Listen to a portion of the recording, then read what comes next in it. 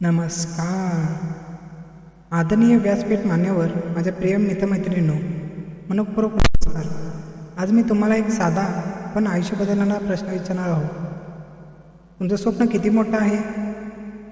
कारण माणूस त्यांच्या परिस्थितीमुळे लहान होतो नाही, तर त्यांच्या विचारामुळे लहान होतो.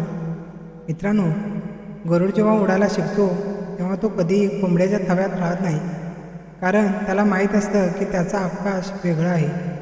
तसंच तुमचंही ध्येय वेगळं असलं पाहिजे. तर लोकांच्या टीकेला घाबरू नका. लोक हसतील, टिंगल करतील, हे तुझ्याने होणार नाही असं म्हणतील, पण लक्षात ठेवा, लोकांचं काम आहे बोलणं आणि विजेत्याचं काम आहे करून दाखवणं. आज तुम्ही संघर्ष करत आहात म्हणून निराश होऊ नका. बीज जेव्हा जमिनीत पुरतात तेव्हा संपत नाही, ते एका मोठ्या वृक्षाने जन्माच्या तयारीत येतं. तुमच्यावर प्रत्येक संघर्ष ही तुमची ताकद वाढवण्यासाठी असते.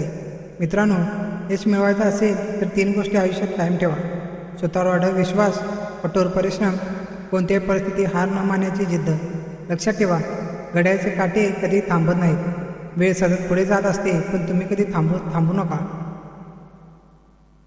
यशस्वी आलं तरी त्यातून शिका, कारण अपयश हा शेवट नसतो, तर यशाकडे जाण्याचा पहिला धडा असतो.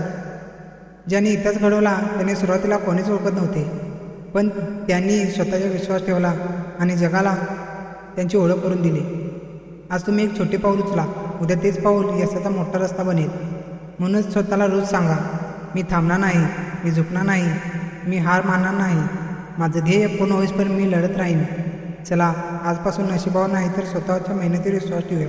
स्वप्न पाहूया, त्या स्वप्नांसाठी झटूया आणि एक दिवस जगाला अभिमानाने सांगूया, होय, मी माझ्या मेहनतीने माझं आयुष्य बदललं आहे. धन्यवाद. जय हिंद, जय महाराष्ट्र.